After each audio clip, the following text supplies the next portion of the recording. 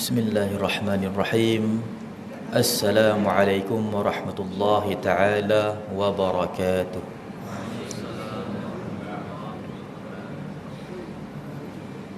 Alhamdulillahi rabbil alamin, wa bihi nasta'in ala umurid dunya waddin, wa la hawla wa la quwwata illa billahil aliyyil azim. سبحانك لا نحصي ثناء عليك كما أثنيت على نفسك فلك الحمد حتى ترضى ولك الحمد إذا رضيت ولك الحمد قبل الرضا ولك الحمد بعد الرضا ولك الحمد حتى ترث الأرض ومن عليها وأنت خير الوارثين سبحانك لا علم لنا إلا ما علمتنا إنك أنت العليم الحكيم رب اشرح لنا صدورنا ويسر لنا أمورنا واحلل عقدة من ألسنتنا ويفقه أقوالنا اللهم صل على نور الأنوار وسر الأسرار وتريخ الأغيار ومفتاح باب اليسار سيدنا محمد المختار وآله الأطهار وأصحابه الأخيار عدد نعم الله وإفضاله اللهم صل وسلم على سيدنا محمد الفاتح لما أغلق والخاتم لما سبق والناصر الحق بالحق والهادي إلى صراطك المستقيم وعلى آله وصحبه حق قدره ومقداره العظيم أما بعد.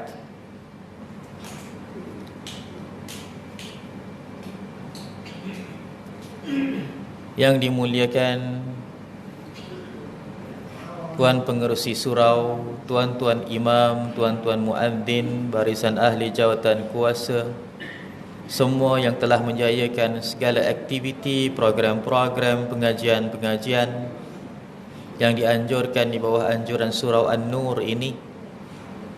Seterusnya hadirin dan hadirat, muslimin dan muslimat yang hadir dan juga yang mengimarahkan tempat ini, mudahan diredai, diberkati dan juga dirahmati oleh Allah Subhanahu wa taala.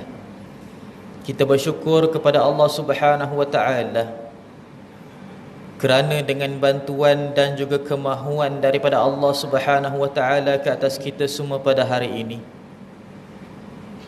dengan sedikit daripada iradat dan juga kudrat yang dikurniakan oleh Allah Subhanahu wa taala ke atas setiap kita pada hari ini, atas kehendaknya dan atas taufiknya juga dapat kita hadir ke tempat yang sangat dimuliakan oleh Allah Subhanahu wa taala pada suatu waktu yang dijadikan oleh Allah Subhanahu wa taala waktu yang terpilih di sisi Allah Subhanahu wa taala untuk kita mengabdikan diri kepadanya.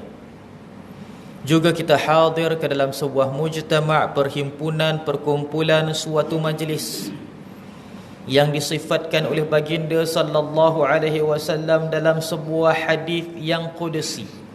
Allah Subhanahu wa taala berfirman, "Humu qaumun la yashqa bihim jalisahum." Mereka adalah kaum yang tidak sedikit pun tersisa ataupun tersia-sia adanya mereka di tempat seperti mana ini. Walau bagaimanapun latar belakang kita, walau apa pun niat kita dan juga pun apa tujuan kita sampai ke sini, dijadikan kita dalam suatu keadaan yang sama oleh Allah Subhanahu wa taala, iaitu mendapatkan keampunan daripada Allah Subhanahu wa taala walau bagaimanapun dan juga apa pun tujuan kita sampai kemari. Kita berdoa kepada Allah Subhanahu wa taala, mudah-mudahan dengan asbab majlis ini juga dengan keberkatan waktu ini, tidak kurang juga dengan fadilat tempat yang mulia ini. Mudahan segala permohonan, permintaan dan hajat kita diperkenankan oleh Allah Subhanahu wa taala. Ya Allah, ya Tuhan kami, tunaikan segala hajat dan kemahuan serta keperluan kami, ya Allah. Jadikanlah setiap apa yang kami hajatkan dipenuhi dan juga disempurnakan oleh-Mu, ya Allah. Ya Allah, ya Tuhan kami, berikanlah kami kejayaan di atas muka bumi ini untuk kami melihat akan hasilnya dan juga akan ganjarannya di hari kiamat nanti, ya Allah. Jadikan setiap daripada pergerakan, setiap daripada pegun, setiap daripada apa yang kami pilih dan setiap daripada apa yang kami amalkan adalah suatu hasanat dan juga ibadah kepadamu, ya Allah. Ya Allah, ya Tuhan kami, hidupkanlah kami sentiasa di sepanjang kehidupan kami dalam keadaan keberkatan, kerahmatan, pengampunan daripada-Mu. Berikanlah kami kasih sayang dan juga pertolongan daripada-Mu, ya Allah. Hidupkan kami dalam keadaan kebaikan, kegembiraan, ketenangan, kebahagiaan, ya Allah, sehinggalah kami menemukan ajal di penghujung kehidupan kami. Wafatkanlah kami, matikanlah kami dalam keadaan husnul khatimah. Allahumma khtim lana bihusnil khatimah wa la takhtim alaina bisu'il khatimah. Ya Allah, ya Tuhan kami, matikanlah kami semua di dalam keadaan husnul khatimah dan jauhilah kami, ya Allah, daripada kematian su'ul khatimah. Amin ya rabbal alamin, ya arhamar rahimin. Hadirin yang dirahmati, disayangi, dikasihi oleh Allah Subhanahu wa taala. Ketika mana Rasulullah sallallahu alaihi wasallam ditanyakan tentang rukun-rukun di dalam agama Allah Subhanahu wa taala yang terkandung di dalam hadis Jibril, disebutkan juga sebagai Ummu Sunnah. Apabila Nabi Muhammad sallallahu alaihi wasallam ditanyakan, akhbirni 'anis sa'ah, beritahu aku tentang bilakah berlaku hari kiamat wahai Muhammad. Lalu Nabi Muhammad mengatakan, mal mas'ulu anha bi'a'lama minas sa'il, tidaklah pertanyaan tersebut diketahui jawapannya daripada yang bertanya. Yakni bahasa sederhana dan mudah untuk kita faham adalah, aku tidak tahu wahai lelaki. Lalu lelaki tersebut yang dia adalah Jibril yang sebenarnya bertanya lagi, akhbirni an amaratiha, beritahu aku tentang apakah dia amaran-amaran. Bahasa Inggerisnya warning, bahasa Melayunya apakah dia punya petanda-petandanya. Kerana setiap daripada perkara yang akan berlaku daripada fitnah di akhir zaman diletakkan petanda oleh Allah Subhanahu wa taala di dalam kitab dan juga di dalam as-sunnahnya. Apabila ditanya sahaja sedemikian, maka Rasulullah menjawab dengan dua perumpamaan. Guru kami mengatakan, dua perkara itu bukannya petanda hari kiamat, tapi perkara yang merujuk kepada berlakunya petanda-petanda hari kiamat yang sangat banyak. Pertamanya, kata Rasulullah sallallahu alaihi wasallam, antalidal amatu rabbataha, bahawasanya wanita hamba sahaya akan melahirkan anak yang menjadi tuannya. Wa antaral hufatal uratal alata ri'a asyah yatatawaluna fil bunyan, dan bahawasanya kamu melihat orang yang berkaki ayam bertelanjang, tidak memiliki keuangan, mengembala kambing, berlumba-lumba dalam pembangunan. Dua perkataan ini, tidak satu pun daripadanya Rasulullah menyebutkan tentang Dajjal, Dukhan, Dabbah berkenaan dengan petanda-petanda hari kiamat seperti yang mana disebutkan di dalam hadis-hadis yang selainnya. Sedangkan hadis ini dia namakan Ummu Sunnah, maksudnya lubuk segala ilmu asasnya daripada hadis ini. Kalau kita tengok semua ilmu agama, asasnya daripada hadis itu. Hadis yang sampai daripada Sayyidina Umar, dan hadis ini kebanyakannya adalah muttafaqun alaih daripada setiap riwayat. Muttafaqun alaih, kalau kita ini baca kitab hadis, maksudnya dia adalah diriwayatkan daripada Imam Bukhari dan Imam Muslim dalam riwayat dan dalam matan yang serupa. Sedangkan Imam Bukhari, Imam Muslim tak bertemu di antara keduanya, tetapi periwayatannya selalunya akan muttafaq, maksudnya akan sentiasa bersamaan antara satu sama yang lain. Maka di dalam hadis tersebut, kalau disebutkan tentang Islam, Rasulullah sebut tentang rukun Islam semua. Tidak ada pun berqiyas dan tidak ada satu pun daripada perumpamaan yang diletakkan oleh Rasulullah. Jelas. Kata Rasulullah, al-Islamu an tashhada an la ilaha illallah wa anna Muhammadar Rasulullah wa tuqimas salah wa tu'tiyaz zakah wa tasuma ramadana wa tahujjal baita in istata'ta ilaihi sabila. Ini adalah perkataannya. Nak diterjemahkan mudah saja, rukun Islam yang 5. Bila ditanyakan tentang iman, tentang ilmu di dalam aqidah, Rasulullah jawab dengan 6 perkara tanpa ada qiyas dan tanpa ada perumpamaan. Tidak ada rumus daripada Rasulullah sallallahu alaihi wasallam untuk merujuk kepada perkara-perkara yang dikatakan dalam aqidah. Terus saja Rasulullah mengatakan bahawasanya antu'mina billahi wa malaikatihi wa kutubihi wa rusulihi wal yaumil akhirih wa tu'mina bil qadari khairihi wa syarrihi minallah. Maksudnya apa? Senang, rukun iman yang 6. Kalau kita tengok rukun iman, sangat ajaib.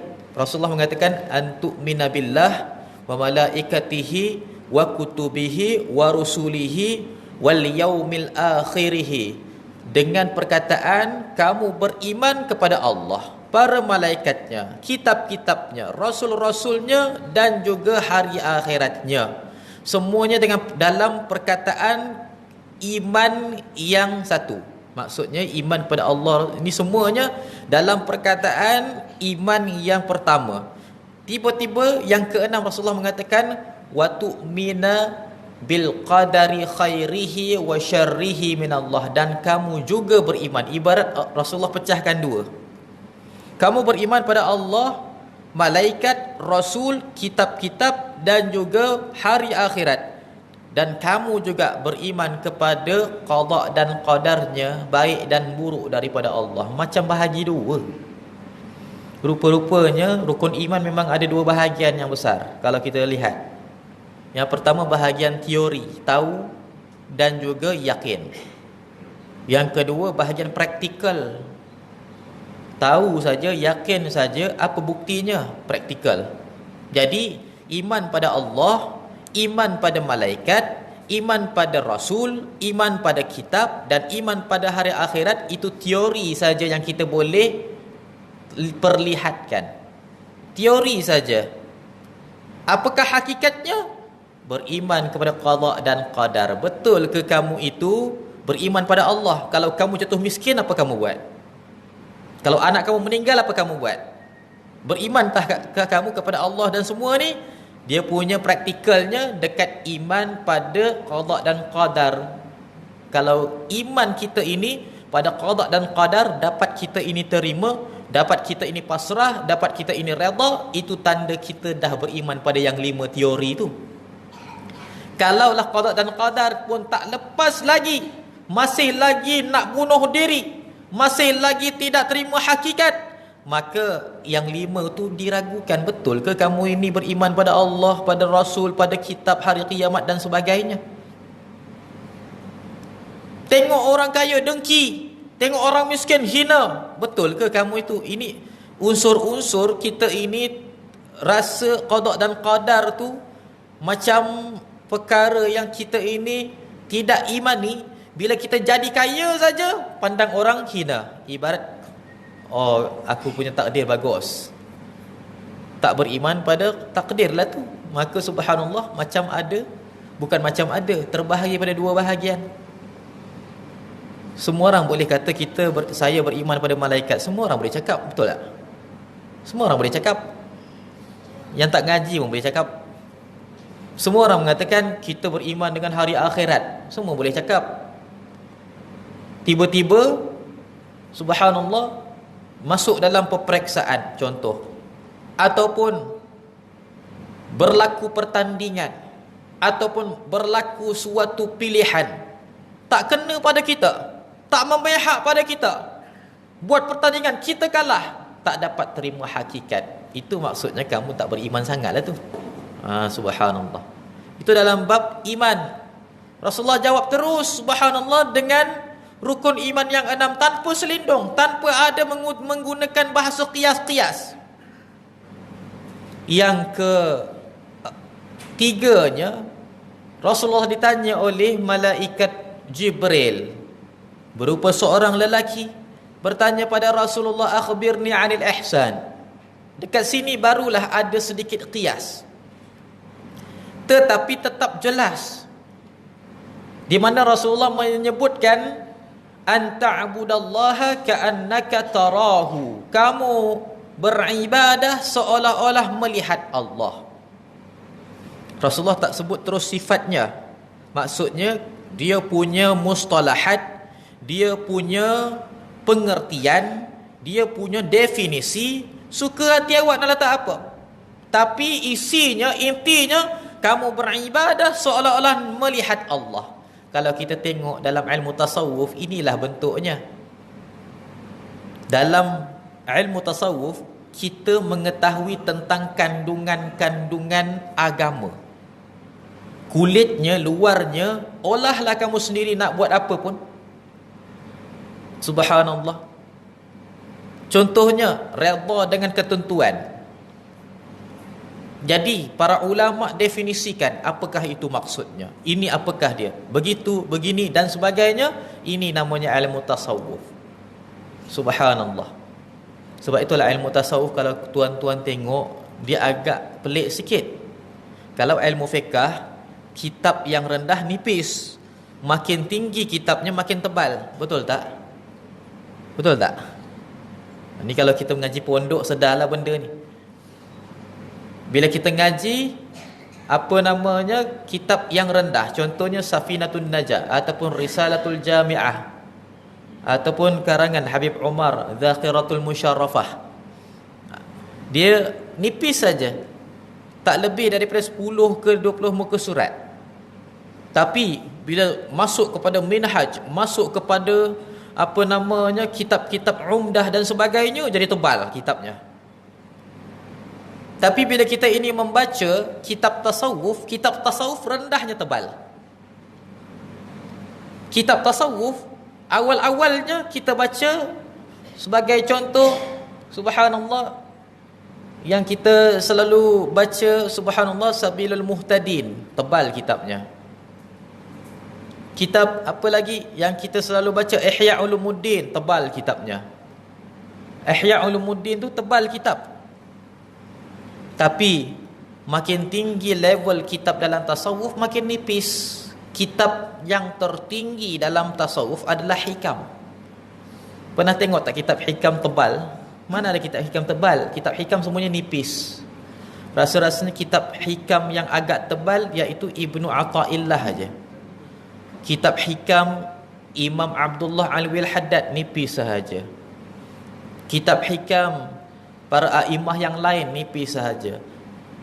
Kita mungkin sangkakan Ibnu Athaillah saja yang ada kitab hikam, tapi sebenarnya semua ulama yang menulis dan juga berbicara di dalam ilmu tasawuf akan ada kitab hikam. Merupakan kitab yang paling tinggi level. Dahsyatnya dekat Malaysia ni, surau-suraunya para asatidzah mengajar kitab hikam, tu yang dahsyat. Mungkin semua dekat surau tu level duduk atas angin katnya. Tinggi sangat kitab tu sebenarnya tuan-tuan. Kitab hikam ni sangat tinggi, dia punya level dia. Memanglah kitabnya nipis, tapi satu hikmah tu boleh dipecahkan pada 1001 makna. Kerana apa? Ilmu itu dia hanya meletakkan suatu kunci saja.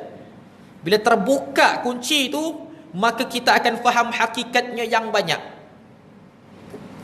Dia punya kaedahnya seperti mana yang disebutkan oleh Sayyidina Ali.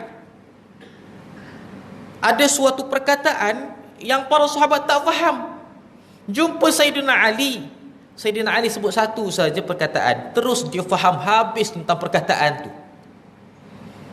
Dia boleh syarahkan dalam bahasa yang berlainan, dalam pengertian yang berlainan, dalam istilah yang berlainan, berbeza-beza, dan juga pelbagai cara, pelbagai bentuk daripada perkataan yang sama. Oh, dahsyat. Apa kata Sayyidina Ali? Idza kushifal ghita mazdattal yaqin. Katanya sini, wahai sahabat, maksudnya kalau tersingkap sahaja penutup. Sayyidina Ali dia ambil cawan. Kata, bayangkan ini dalam ni ada isi, wahai tuan-tuan. Sayyidina Ali kata, idza kushifal ghita, kalaulah tersingkap sahaja tutup ini, mazdattal yaqin, maka kamu akan bertambah keyakinan. Orang tu dengan izin Allah terus faham habis tentang ilmu tasawuf dan hakikat. Allahu Akbar. Subhanallah.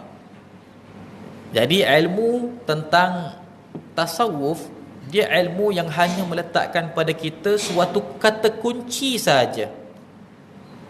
Dia punya hakikatnya sangat luas dan sangat-sangat pelbagai, yang dapat diselami dan juga diamalkan oleh kita semua. Tapi perkara ini sangat-sangat perkara yang sangat-sangat jauh untuk kita capai. Cukup kita ambil daripada kata-kata para ulama terdahulu akan apakah hikmah-hikmahnya.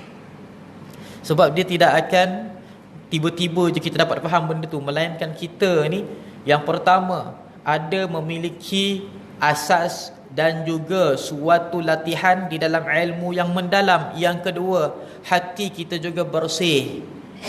Tidak ada memandang kepada sesuatu itu mulia melainkan kerana Allah. Tidak ada melihat sesuatu itu adalah hina melainkan kalaulah penghinaan kepada Allah dan sebagainya. Maka subhanallah, ini adalah ilmu dalam tasawuf. Bila Rasulullah letakkan di dalam sebuah hadis, anta'budallaha ka'annaka tarahu, kamu beribadah kepada Allah seolah-olah kamu melihatnya. Para ulama bila dengar saja kalimah ini terus letakkan ini maksudnya adalah yang dikatakan musyahadah. Inilah namanya musyahadah. Daripada kalimah musyahadah tu terbukalah banyak daripada ruang dan juga banyak daripada istilah-istilah di dalam ilmu berkenaan dengan darajat musyahadah. Daripada situlah terkembang dan juga subhanallah menjadi terasas suatu keilmuan yang sangat lebar dan sangat banyak, yang dinamakan oleh para ulama sebagai tasawuf. Ada yang namakan sebagai ilmu hakikat, ada yang menyebutkan sebagai ilmu akhlak dan sebagainya. Akhlak itu daripada khuluq, dan khuluq itu daripada khalaqa itu kejadian. Hadirin yang dirahmati, disayangi, dikasihi oleh Allah Subhanahu wa taala. Kemudiannya yang akhirnya lelaki itu bertanya pada Rasulullah, akhbirni 'anis sa'ah. Kata Rasulullah, aku tidak tahu. Maksudnya bila berlaku hari kiamat, Rasulullah kata aku tak tahu. Tidak ada satu pun jalan untuk kita ini mendedahkan ataupun untuk kita ini mengetahui bilakah berlaku hari kiamat. Setiap daripada perkataan di dalam Al-Quran semuanya menyatakan bahawasanya hari kiamat itu adalah pada pengetahuan Allah. Tidak ada satu pun perkataan di dalam Al-Quran mengatakan kiamat itu berlaku waktu bila. Rasulullah sallallahu alaihi wasallam berikan petanda sahaja bila berlaku kiamat. Yang pertama kata Rasulullah, kiamat berlaku hari Jumaat. Kata Rasulullah sallallahu alaihi wasallam, suatu hari yang kelebihannya lebih baik daripada 2 hari raya, Aidul Fitri, Aidul Adha, lebih baik daripada 2 hari raya. Kata Rasulullah sallallahu alaihi wasallam, iaitu adalah hari Jumaat. Kerana apa? Rasulullah mengatakan fihi khuliqa Adam, padanya diciptakan Nabi Adam. Wa fihi adkhalahul jannah, pada hari Jumaat juga Nabi Adam dimasukkan ke dalam syurga. Wa fihi ahbatahu ilal ard, pada hari Jumaat juga Nabi Adam dijatuhkan ke dunia. Wa fihi tuqamus sa'ah, dan padanya tertegak berlakunya hari kiamat, kata Rasulullah. 4 perkara. Yang pertama, Nabi Adam diciptakan pada hari Jumaat. Yang kedua, Nabi Adam masuk ke dalam syurga pada hari Jumaat. Yang ketiga, Nabi Adam keluar daripada syurga, jatuh ke dunia hari Jumaat. Yang keempat, berlaku kiamat juga pada hari Jumaat. Ini adalah ibarat suatu soalan jawapan yang bocor. Bila berlaku hari kiamat? Hari Jumaat. Jumaat bila? Wallahu a'lam. Tidak ada jawapan yang dipastikan oleh Nabi Muhammad bilakah Jumaat yang berlaku hari kiamat. Menyebabkan semua daripada tumbuh-tumbuhan, haiwan-haiwan bila sampai hari Jumaat bertambah tasbih, melainkan manusia saja. Manusia bila sampai hari Jumaat tak bertambah tasbihnya. Kita sampai hari Jumaat, mudah-mudahan kita tambahkan kita punya tasbih, kita tambahkan kita punya salawat dan salam, kita tambahkan kita punya bacaan Al-Quran. Ada 6 surah yang kita ini boleh perbanyakkan di dalam hari Jumaat. 6 surah. Kalau kita ni rajin baca 6 sekali. Apakah dia? Yang pertama surah Al-Kahfi, ini semua orang tahu. Yang kedua surah Al-Munafiqun. Yang ketiga surah Al-Mu'minun. Yang keempat surah Al-Waqi'ah. Yang kelima surah Al-Mulk. Yang keenam surah Al-Insan. 6 surah ni semuanya adalah diharuskan dan juga sunnah kalau kita baca pada hari Jumaat. Sama ada kita nak bahagi-bahagikan, Jumaat minggu ni baca surah ni, Jumaat minggu depan baca surah tu, boleh. Ataupun kita nak satu hari Jumaat kita baca semua surah habis. Subhanallah, semua 6 surah. Ada juga ulama yang letak kepada 7, iaitu surah Yasin, juga dibaca pada hari Jumaat. Tapi para ulama tidak mengkhususkan Yasin pada hari Jumaat. Kerana apa? Mereka tiap-tiap hari baca Yasin lepas subuh. Kami dekat Yaman menuntut ilmu, tiap-tiap kali lepas subuh baca Yasin. Sampai-sampai Yasin tu kita terhafal. Bukan nak hafal pun, terhafal. Pasal tiap-tiap hari baca. Sampaikan kalau kita tak tengok pun, subhanallah, kita tak lihat kepada Al-Quran pun boleh hafal, alhamdulillah. Pasal apa? Tiap-tiap hari baca benda yang sama. Surah Yasin, setiap kali waktu subuh macam ini baca surah Yasin. Sebelum daripada mula tazkirah, mula kelas, dan juga sebelum mula apa-apa aktiviti. Sampaikan kalau hari tu cuti sekalipun, lepas subuh, subhanallah, habis wirid, doa, imam lepas salat, kita duduk ramai-ramai di antara kita. Sebab apa? Kita punya masjid dekat sana, masjid kita, orang ramai pun masuk, orang luar semua masuk. Jadi Orang luar tak ada ikutlah program kita punya ma'had. Program ma'had kita orang luar tak ikut. Jadi bila dah habis sahaja semua daripada berjamaah solat, berwirid dan juga berdoa, tempat kami juga banyak macam-macam fahaman. Ada yang fahaman salafi, ada yang fahaman syi'i. Solat dalam masjid yang sama, habis solat je subhanallah separuh keluar, dah semuanya fahamannya salafi. Apa fahaman salafi macam mana? Fahaman salafi, wirid sendiri-sendiri lepas solat, tak berjamaah.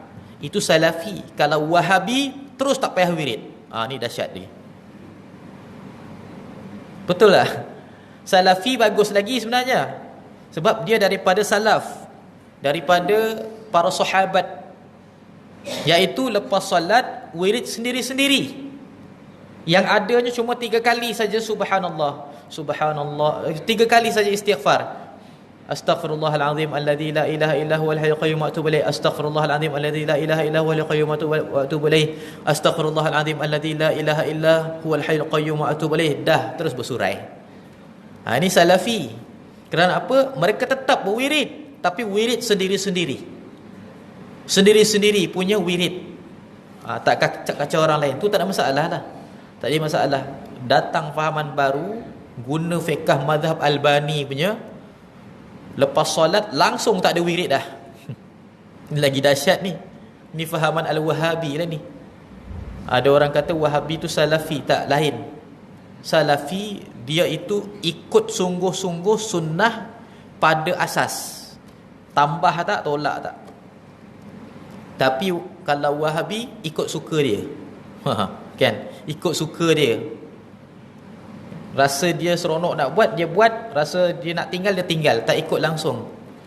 Sampaikan nas yang sahih boleh didaifkan kalau perkara itu tak sesuai dengan mereka punya kehendak. Astaghfirullahalazim. Hadirin yang dirahmati, disayangi, dikasihi oleh Allah Subhanahu Wa Taala, kami ini kelompok sufiyah, iaitu kelompok yang bertasawuf. Orang yang bertasawuf ini, dia sentiasa mewujudkan unsur-unsur kerjasama dalam ibadah. Kalau wirid sama-sama, kalau doa sama-sama, semua sama-sama. Subhanallah.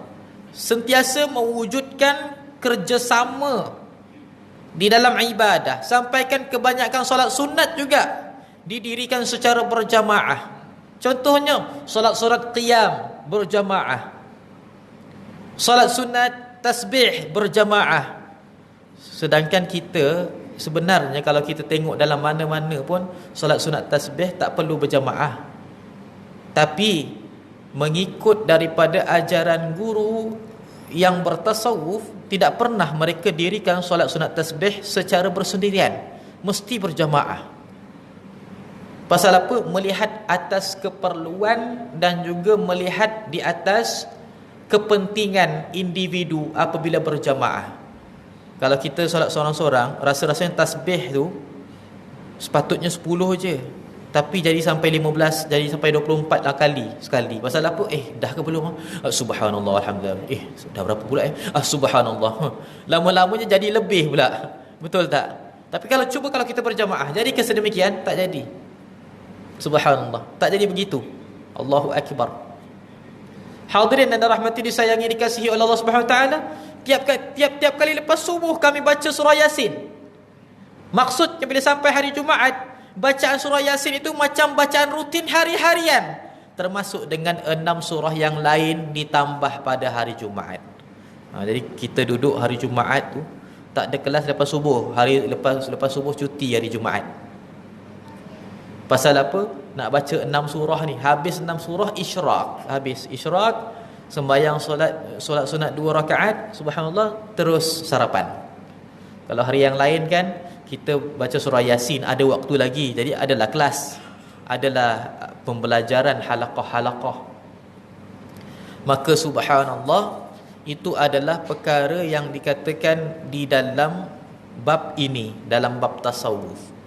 Hadirin yang dirahmati, disayangi, dikasihi oleh Allah Subhanahu Wa Taala, bila lelaki tersebut bertanyakan kepada Rasulullah, akhbirni an amaratiha, wahai Rasulullah, beritahu aku apakah petanda-petanda hari kiamat. Cuba kita perhatikan, apa yang Rasulullah beritahu tu bukan petanda hari kiamat, tetapi suatu perumpamaan dan juga suatu rumus, ibarat kata kunci, ibarat suatu simbol yang merujuk kepada petanda hari kiamat yang sangat banyak. Bila dikatakan, beritahu aku wahai Muhammad apakah petanda-petanda hari kiamat, Rasulullah beritahu tentang dua perkara, sedangkan petanda hari kiamat itu sangat banyak. Rasulullah tak ada sebut pun Dajjal, Dukhan, Dabbah, Al-Mahdi dan sebagainya, tak ada. Sedangkan ini adalah hadis asas daripada ilmu agama. Rasulullah mengatakan, antalidal amatu rabbataha, seorang wanita melahirkan anak jadi tuan. Maksudnya, kiaskanlah kamu kepada semua petanda yang merujuk kepadanya. Wa antara huffatal uratal alata ri'a asya' yatatawaluna fil bunyan, dan kamu itu melihat orang yang berkaki ayam, bertelanjang, tidak ada duit, mengembala kambing, berlumba-lumba dalam pembangunan. Maksudnya, semua petanda hari kiamat yang merujuk kepada istilah ini, maka itulah dia. Kalau rukun Islam, Rasulullah terus sebut rukun Islam yang benda. Kalau tentang iman, Rasulullah terus sebut iman itu apa benda. Tapi bila sampai kepada ilmu tasawuf, agak berkias, tapi masih lagi pada perkara yang ianya dapat ditujukan. Tetapi bila sampai pada ilmu ini, tidak lagi langsung merujuk kepada yang ditujukan, malahan Rasulullah SAW sebutkan dia punya simbol saja, contoh saja. Subhanallah. Terus tias habis untuk daripada semua perkara-perkara petanda hari kiamat, memberikan makna petanda hari kiamat tidak ada suatu ketentuan dan ketetapan yang telah pun diletakkan dalam agama yang ianya memang tepat, tidak ada. Contoh, bila kita katakan berlakunya kemunculan Al-Mahdi, siapa Al-Mahdi? Tak tahu. Bila kemunculannya? Tak tahu. Tempat kemunculannya, kata Rasulullah SAW, di antara rukun dan maqam, di antara rukun Yamani dan maqam Ibrahim, Ka'batul Musyarrafah. Walau bagaimanapun, di manakah sudutnya? Tak tahu. Sudutnya di antara rukun Yamani dan juga maqam Ibrahim. Ada juga yang mengatakan rukun Hajar Aswad dan juga maqam Ibrahim. Adakah tempat itu? Tempat tu agak besar dan besar lebar. Di mana sudutnya? Sudut mana? Sudut sini ke sudut sana ke? Pun tak tahu juga. Subhanallah. Dan Imam Al-Mahdi, siapakah tenteranya? Siapakah pembantunya? Pun tak dapat dipastikan juga. Kerana apa? Ilmu ini hanya membicarakan tentang rumus ataupun kata kunci berkenaan dengan semua petanda-petanda yang dipelajari. Hadirin yang dirahmati, disayangi, dikasihi oleh Allah Subhanahu wa taala.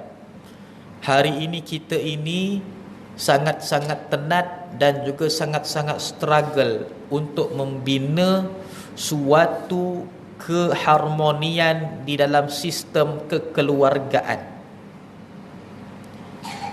Suami tak tahu tanggungjawabnya sebagai suami. Isteri abaikan tanggungjawab daripada tanggungjawab isteri. Anak-anak tidak taat kepada ibu dan bapa. Ibu bapa gagal mendidik anak-anak. Jadi institusi kekeluargaan di zaman sekarang di antara suami dan isteri, ibu bapa dan anak-anak bercelaru. Sedangkan kalau kita lihat, kadang-kadang bukannya mereka itu keluarga yang tidak terpelajar.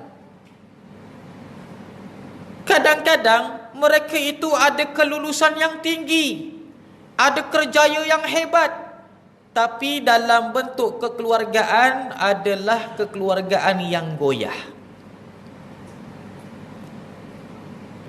Dalam bentuk kekeluargaan, semuanya nafsi.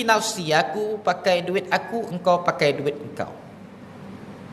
Aku buat kerja aku, engkau buat kerja engkau. Sampaikan kita ni dah keliru di akhir zaman ini. Kita dah keliru dah. Tanggungjawab lelaki dengan tanggungjawab perempuan. Semua perkara subhanallah, kalau boleh, dia adalah tanggungjawab lelaki. Betul ke? Salah juga. Pasal semua para sahabat subhanallah, semua para sahabat, kadang-kadang kita lihat mana ada yang lakukan perkara tersebut, melainkan Rasulullah buat kerana atas dasar rasa peri kemanusiaan dan belas kasihan, kasih sayang kepada isteri. Tapi para sahabat tidak melakukan, Rasulullah tidak marah. Bukan kewajipan. Subhanallah. Tetapi bila sampai ke zaman sekarang, subhanallah, kita mengatakan semua tanggungjawab rumah tangga adalah pada suami. Begitu juga kita, subhanallah, orang suami-suami semuanya melepaskan tangan kepada isteri pula. Sampaikan ada suami yang diistilahkan sebagai biawak hidup. Kalau kita ni faham apa maksudnya. Duduk terbongkang kat rumah, makan suap, berak cebok, minta maaf bahasanya, duit pun bini yang carikan. Ni namanya biawak hidup orang kata. Kan, bela biawak hidup kat rumah. Baik bela kucing hidup, cantik juga, ada manfaat. Biawak tak ada manfaatnya. Kalau kata biawak Komodo Dragon tu bahaya, iguana cantik sikit. Ni tak tahulah biawak yang mana satu ni. Biawak parit agaknya. Hadirin yang dirahmati, disayangi, dikasihi oleh Allah Subhanahu Wa Taala, ada yang sampai sedemikian. Begitu lelaki tersebut merasakan dia tidak ada tanggungjawab dalam rumah tangga. Astaghfirullahalazim. Dan ini banyak berlaku, bukan sedikit. Yang dah dilaporkan, yang dah kita tahu pun dah banyak, yang kita tak tahu lagi banyak. Pasal bukan semua perempuan bercerita. Bukan semua perempuan dia nak bagi tahu hal suaminya pada orang lain. Yang dah porak-peranda, bercerai-berai, yang kita nampak pun dah banyak. Yang masih lagi kekal, yang masih bertahan pun masih banyak. Allahu Akbar. Ada suami macam biawak hidup, tapi isterinya masih lagi pertahankan. Tak jadi masalah, besar dia punya pahala, tapi tanggungjawab telah pun terabai. Hadirin yang dirahmati, disayangi, dikasihi oleh Allah Subhanahu Wa Taala. Kalau kita lihat, bila Rasulullah ditanya tentang petanda hari kiamat, kita nampak macam ada dua sudut. Yang pertama, Rasulullah sebut tentang ibu dan anak, iaitu kekeluargaan.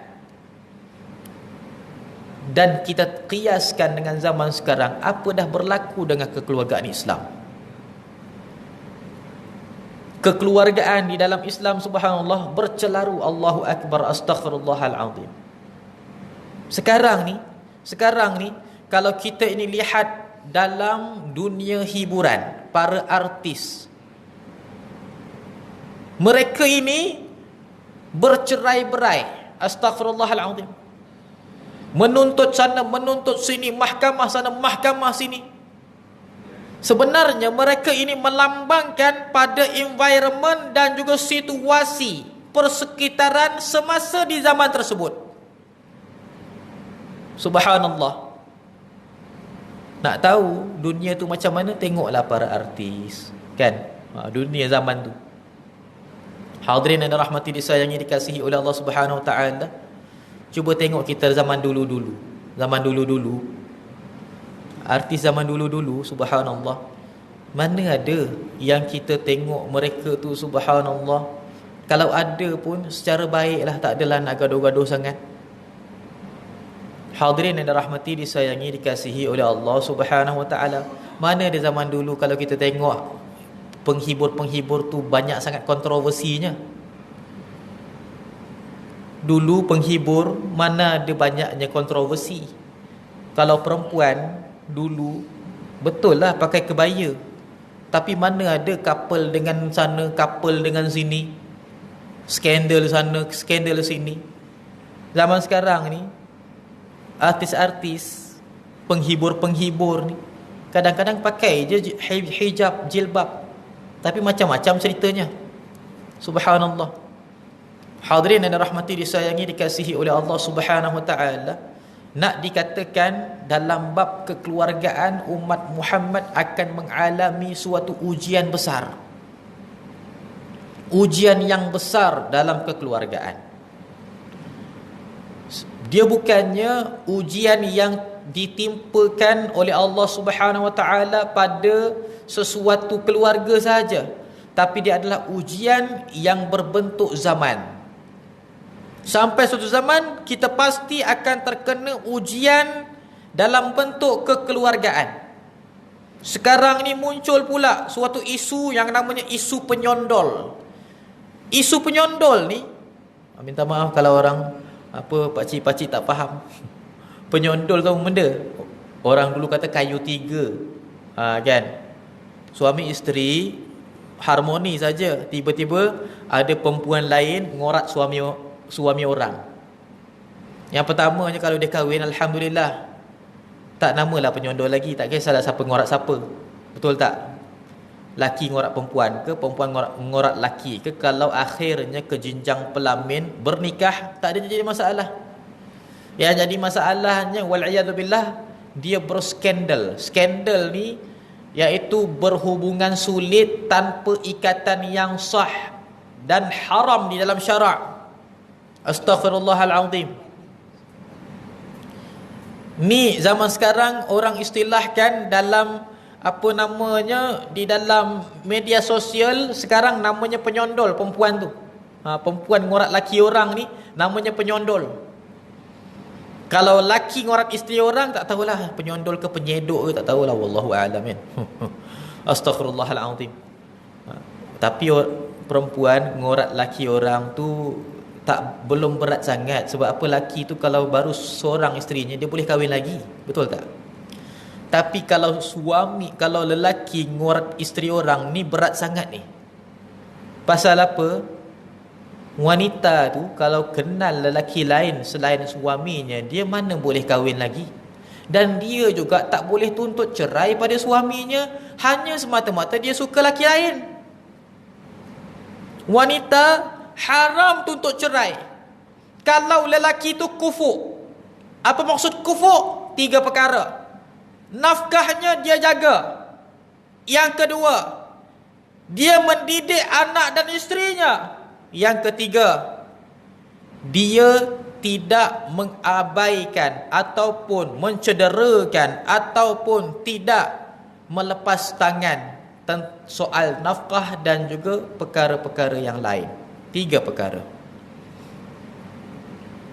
Kalau suami itu masih lagi subhanallah bagi nafkah, masih mendidik anak dan isteri, dan tidak mencederakan, tidak melakukan perkara yang tidak senonoh dengan isteri dan anak-anak, maka lelaki ini kufur. Maksud kufur tu sempurna dia punya keadaan. Isteri jadi tak sayang ke, jadi benci dengan suami ke, haram tuntut cerai. Kalaupun diluluskan oleh mahkamah syar'iyah, oleh hakim, isteri itu berdosa besar. Astaghfirullahalazim. Tak kisah macam mana pun. Subhanallah. Tidak ada sebab. Kalaulah si suami tu, contoh si suami tu kahwin lagi, kalau suami tu kufur, masih beri nafkah, masih lagi mendidik anak dan isteri, menggauli mereka dengan baik, tidak marah, tidak menggunakan pukulan, tidak kasar, walaupun suami itu kahwin lagi, isteri tak ada hak nak tuntut cerai. Disebabkan suami kahwin lagi. Kahwin lagi berdosa ke? Tak dosa. Tapi bagi orang sekarang, kahwin lagi tu berdosa lah. Bagi orang perempuan zaman sekarang. Subhanallah. Sebenarnya kefahaman ini pun kegagalan dalam didikan kekeluargaan. Subhanallah. Tengok cerita sinetron Indonesia. Anehnya mereka ni, suaminya tu tak apa je, bersekedudukan dengan perempuan lain, no problem bagi mereka. dalam kefahaman kita daripada cerita sinetron tu lah, kita tak tahulah realiti dekat sana macam mana. Contohlah, dalam satu rumah ada suami, ada isteri dan juga ada pembantu rumah, bibi. Tiba-tiba isterinya balik rumah, tengok suaminya sedang bersekedudukan dengan pembantu rumah. No problem. Tiba-tiba satu hari suaminya nak kahwin pula, nak bernikah. Ini pula yang ditentang. Astaghfirullahalazim. Suami buat benda haram, redha. Bila nak menikah, nak halalkan, ditentang. Terbalik benda ni. Astaghfirullahalazim. Maksudnya dia tak kisah pun suaminya buat benda yang haram, tapi kalaulah nikah, jangan, aku seorang saja isterinya. Astaghfirullahalazim. Hadirin yang dirahmati, disayangi, dikasihi oleh Allah Subhanahu Wa Taala, ini adalah suatu fenomena yang kita lihat merujuk kepada kegagalan didikan dan kecelaruan pada institusi kekeluargaan. Suami isteri, ibu bapa, anak-anak dan sebagainya.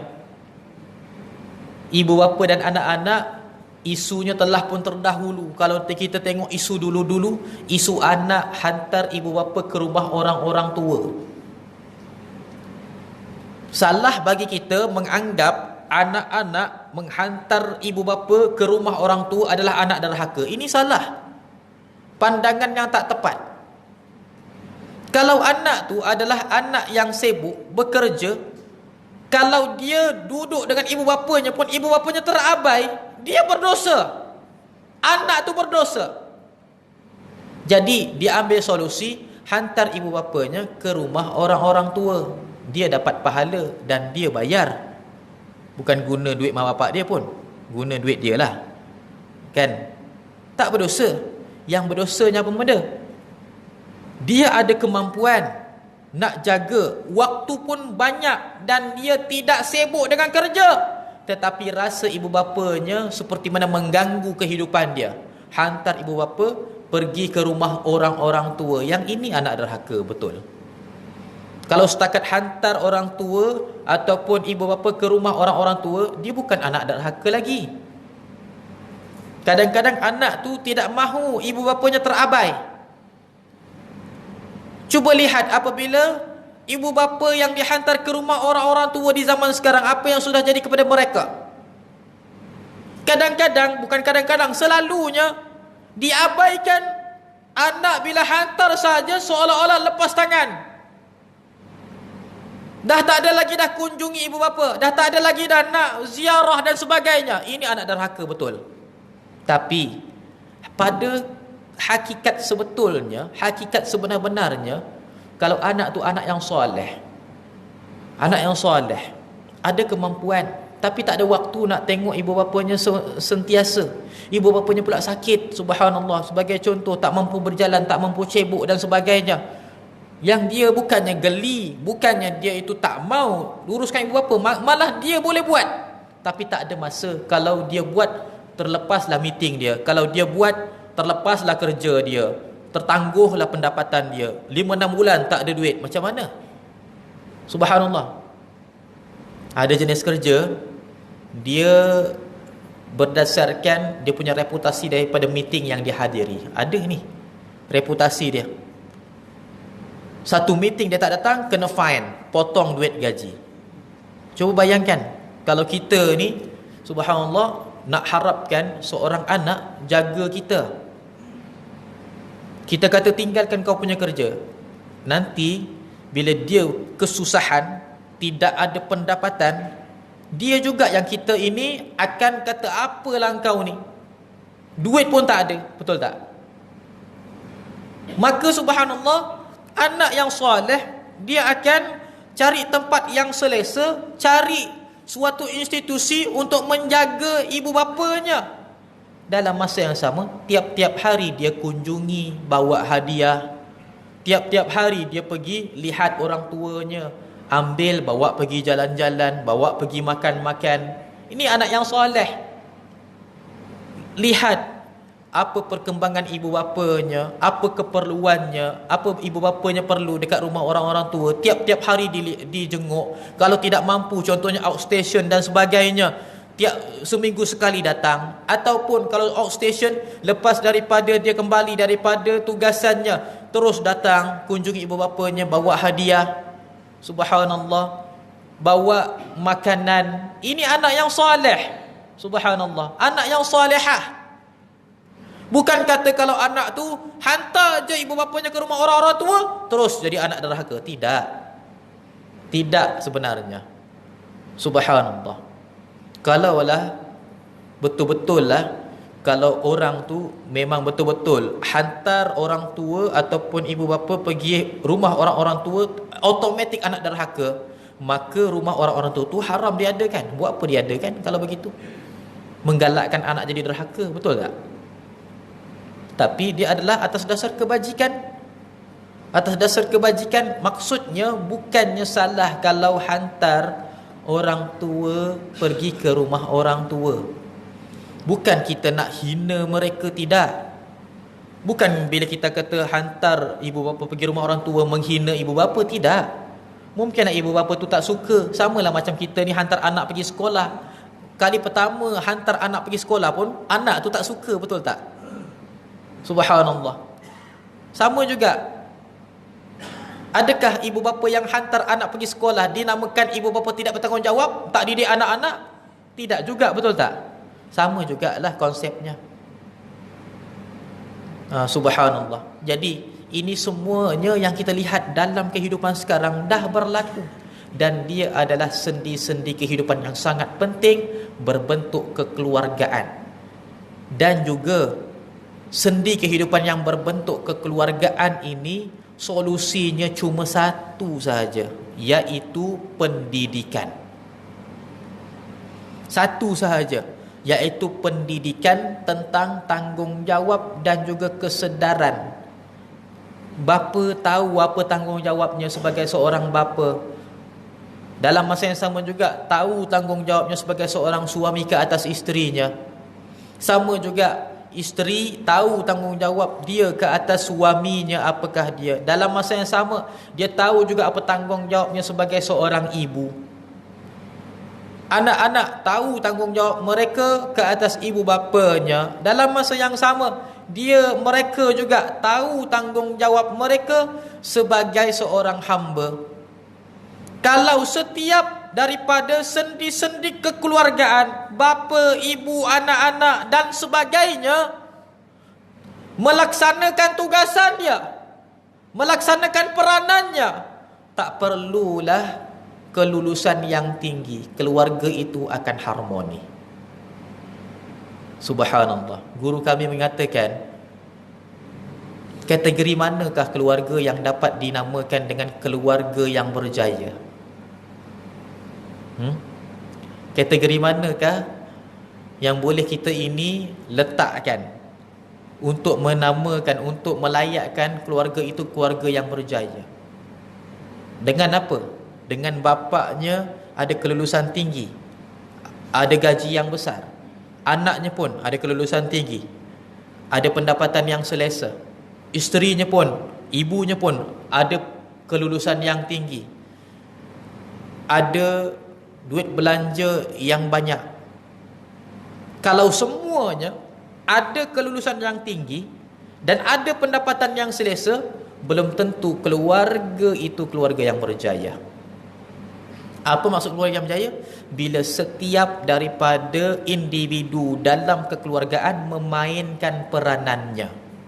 Tak perlu tinggi-tinggi apa namanya kelulusan. Biarpun anak tu gagal SPM sekalipun, gagal SPM, PT3 gagal, subhanallah, tapi dia tahu peranannya sebagai seorang anak dan dia laksanakan, maka berjayalah kekeluargaan tersebut.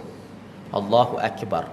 Bapanya walaupun penoreh getah, walaupun pekebun kecil, walaupun peniaga-peniaga kecil tepi jalan dan sebagainya, ataupun zaman sekarang ini bapa itu adalah pegawai keselamatan, jaga ataupun sebagainya, gajinya kecil, tetapi dia menjalankan peranannya sebagai suami dan sebagai bapa dengan betul, maka kekeluargaan itu akan berjaya. Tak perlu kelulusan yang tinggi. Dan keluarga yang gagal macam mana? Adakah keluarga yang gagal tu bapaknya kena minum arak, main judi, anaknya kena berzina, contohlah? Tidak. Cukup kekeluargaan yang gagal apabila masing-masing buat hal sendiri. Dah keluarga tu gagal. Bapa guna gaji sendiri, guna kedudukan sendiri, guna barang-barang sendiri, hiduplah kamu sendiri-sendiri. Ibu guna gaji sendiri, guna pendapatan sendiri, dengan barang-barang kemas, barang-barang makeup sendiri, tak guna duit suami pun, hidup sendiri-sendiri. Anak pun hidup sendiri-sendiri. Keluarga ini kekeluargaan yang gagal. Keluarga yang gagal bukannya nak tunggu keluarga tu gaduh ke ataupun buat maksiat ke, ini memang dah gagal lah, confirm gagal. Tetapi itu kalau dah melarat. Itu kalau dah melarat. Awalnya macam mana? Awalnya apabila setiap daripada individu dalam kekeluargaan mengatakan nafsi, nafsi, aku buat kerja aku, kau buat kerja kau. Keluarga itu keluarga yang gagal. Tak payahlah keluarga gagal tu nak kena minum arak, main judi, berzina lagi. Tak ada. Subhanallah. Ada orang duit banyak duit, tapi bapa subhanallah pergi langgan pelacur. Ada.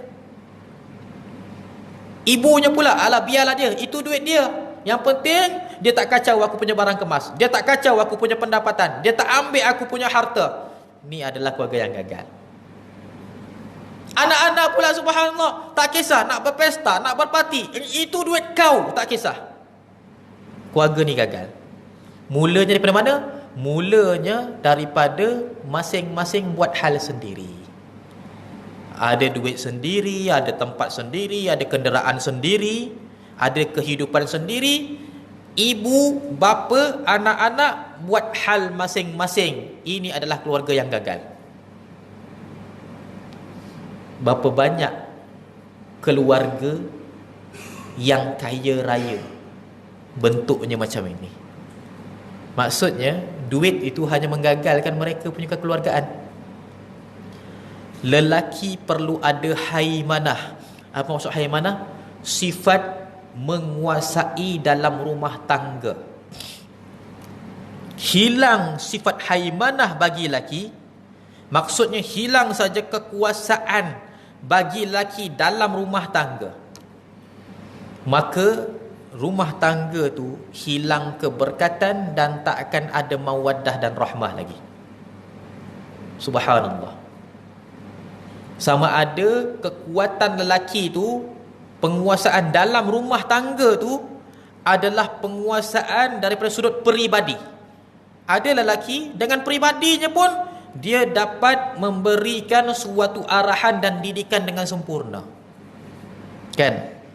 Suami ni dia tak ada duit yang banyak, dia tak ada duit banyak dan dia tak ada pendapatan yang besar, tetapi isteri dan anaknya taat pada perintah dia. Kerana apa? Dia adalah seorang lelaki yang baik, dia adalah seorang lelaki yang menjalankan tanggungjawab, dia adalah seorang lelaki yang tidak mengabaikan dia punya tanggungjawab, dan dia adalah seorang lelaki yang lemah lembut, yang memberikan kasih sayang. Maka isterinya walaupun terpaksa keluarkan duit untuk rumah tangga, anaknya pun terpaksa cari nafkah, bantu bapanya, tetap juga keluarga tu mawaddah kalaulah suami ada haimanah. Maksudnya ada sifat kontrol, ataupun kontrol kasar sangat bunyinya, menguasai rumah tangga. Isteri taat perintah suami, anak taat perintah bapa, maka jadilah keluarga itu berkat.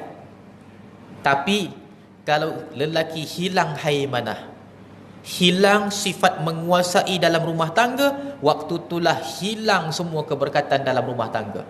Isteri tak taat lagi perintah suami, anak-anak tak mau dengar lagi cakap bapa, maka hilang keberkatan dan tidak akan ada lagi mawaddah dan rahmah.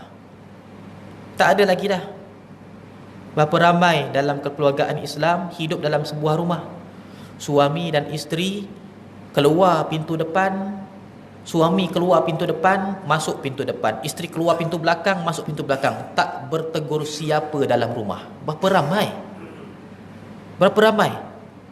Jadi suami isteri sekadar duduk sembumbung, tapi perhubungan batinnya sudah pun hilang, tak ada lagi dah. Jangan ingat kita ni perhubungan batin tu adalah hubungan sulit. Tidak. Hubungan sulit senang. Awak dengan orang kamu benci pun, perempuan tu kamu tak suka, baru kenal pun boleh jadi. Kamu boleh mengawan dengan dia, minta maaf dengan bahasanya.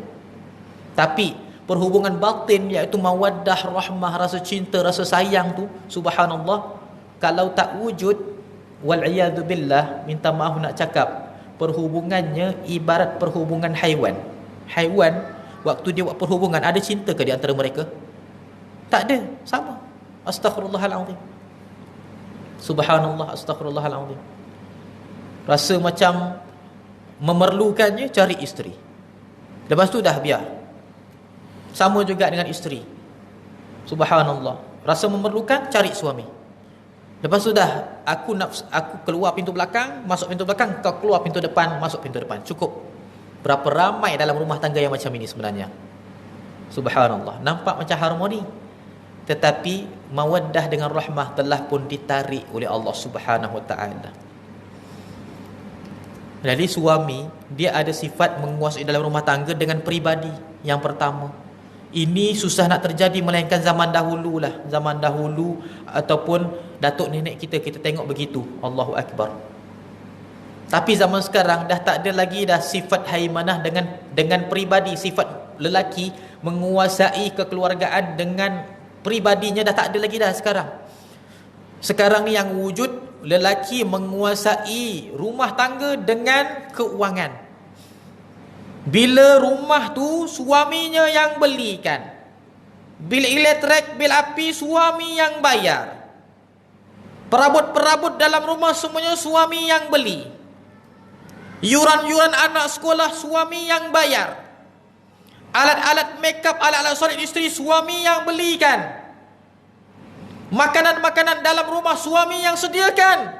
Pada waktu itu barulah setiap daripada anggota keluarga, isteri ke, anak-anak ke, siapa ke, tak boleh nak melawan kata-kata suami. Pasal apa? Dah nak buat macam mana, semua benda pun dia yang tanggung, betul tak? Tapi zaman sekarang, cuba bayangkan, suami duduk rumah tu sewa, isteri yang bayar. Cuba bayangkan, isteri tu dengan mudahnya boleh menengking suami. Katanya rumah ni pun aku yang bayar. Betul tak? Maksudnya apa? Hilang haimanah, hilang sifat menguasai seorang lelaki. Kalaulah isteri tu bukan isteri solehah sekalipun, sekurang-kurangnya dia merasakan, aku ni duduk dalam rumah suami aku yang beli, takkan aku nak apa-apa, takkan, betul tak? Sebab itulah subhanallah, pentingnya lelaki memiliki pendapatan yang dapat cover ahli keluarganya.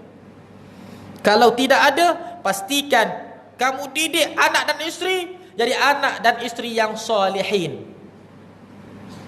Mereka sedar siapa mereka. Subhanallah. Sebab apa?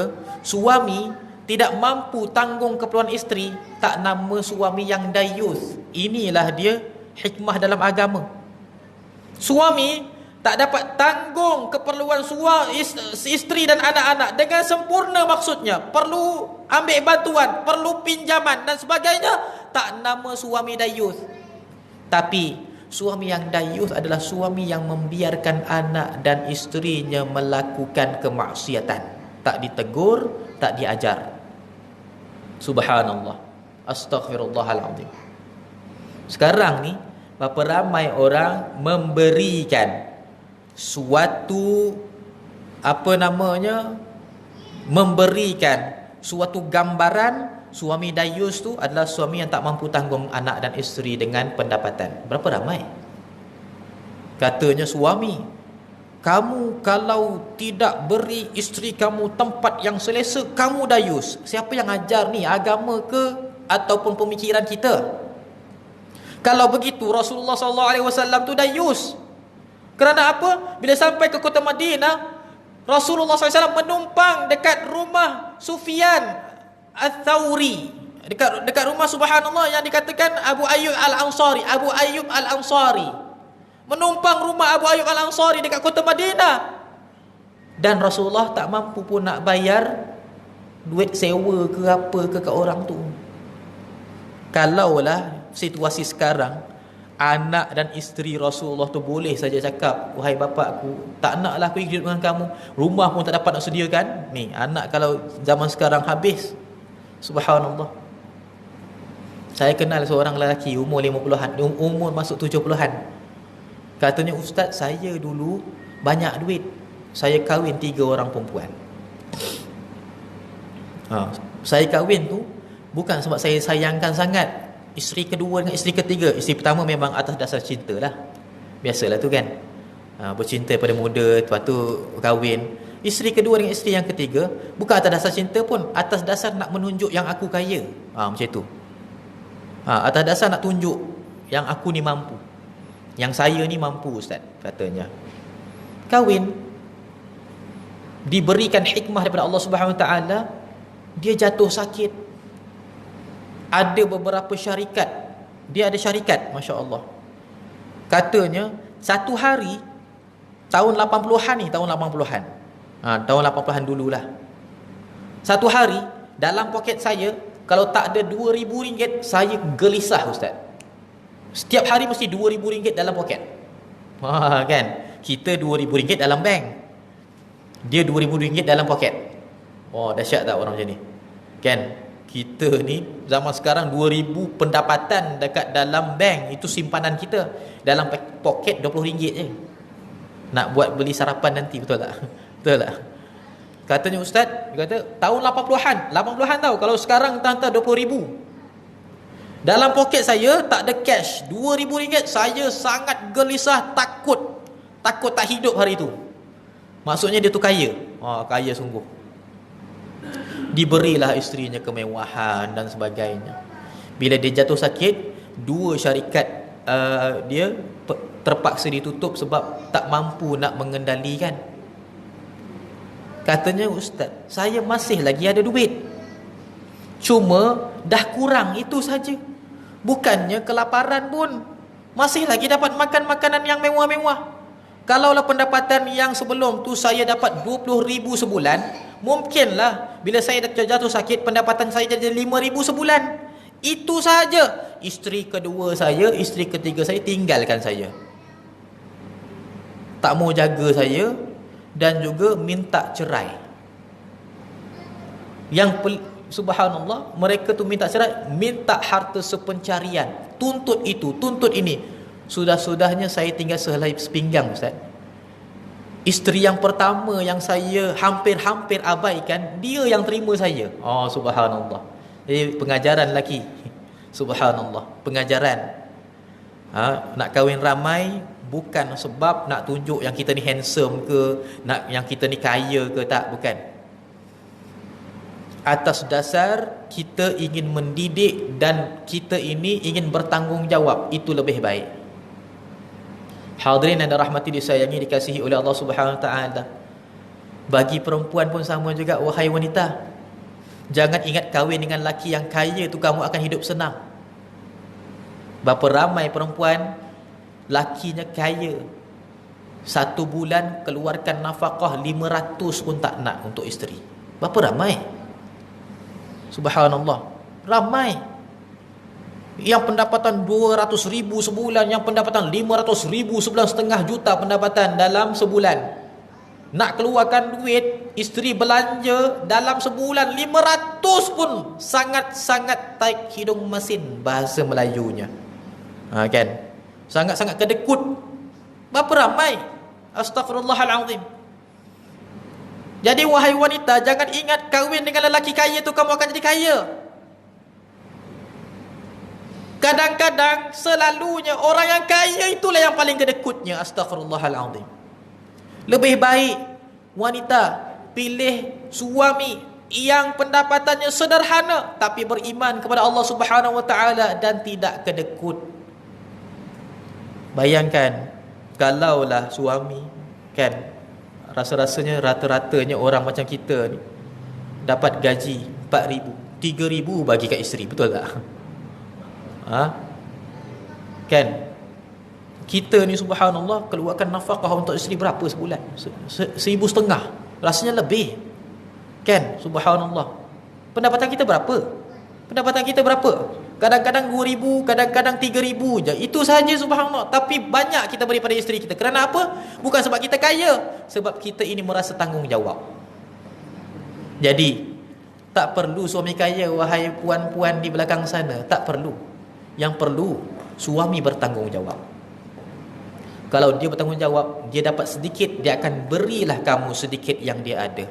Kalau dia dapat banyak, dia akan berilah sebanyak-banyak mana yang dia ada juga. Buat apa kalau pendapatan banyak tapi sedikit nak bagi kat isteri pun berkira, itu pun minta balasan. Untuk apa? Wal'iyadzubillah. Belum diuji dengan kemiskinan, belum diuji dengan kesusahan, sudah pun menunjukkan sifat tamak dan juga sifat kedekut kepada ahli keluarga. Ini adalah lelaki yang tidak beriman kepada Allah dan Rasulnya. Hadirin yang dirahmati, disayangi, dikasihi oleh Allah Subhanahu Wa Taala. Jadi lelaki itu ada sifat menguasai rumah tangga dengan dua perkara.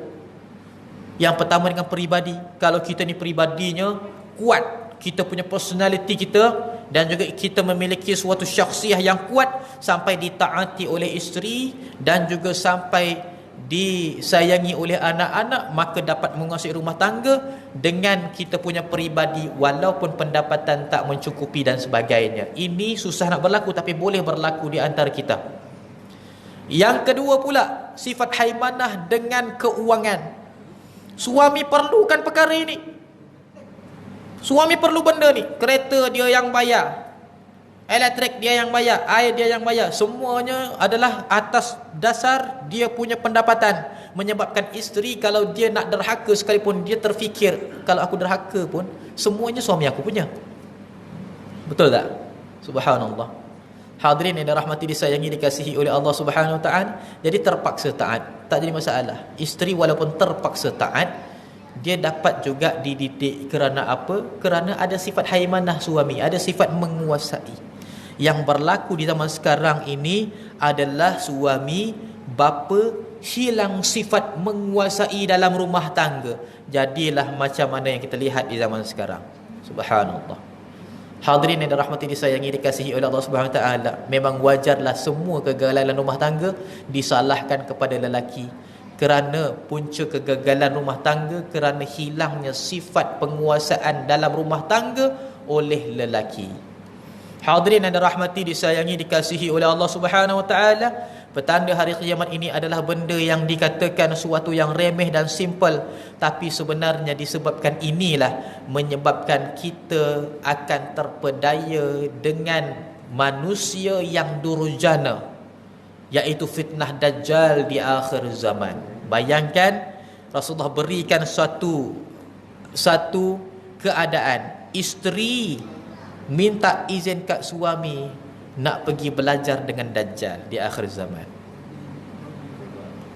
Anak-anak tinggalkan rumahnya tanpa izin ibu bapanya, nak pergi menuntut ilmu konon-konon dengan Dajjal.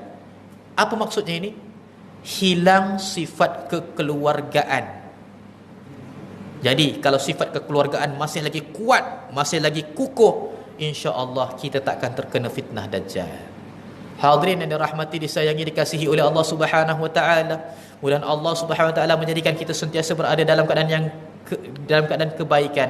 Ya Allah, ya Tuhan kami, ampunkan dosa kami dan jauhkanlah kami daripada fitnah di akhir zaman. Ya Allah, ya Tuhan kami, keluarkan kami daripada segala kesempitan, daripada segala kesusahan, dan berikanlah kami rezeki yang melimpah ruah dan pendapatan yang banyak untuk kami dapat menghulurkan dan memberi sebanyak-banyaknya, ya Allah. Rabbana atina fid dunya hasanah wa fil akhirati hasanatan wa qina adzaban nar. Sallallahu ala sayidina Muhammadin nabiyil ummi wa ala alihi wa sahbihi wa baraka wa sallam, walhamdulillahi rabbil alamin.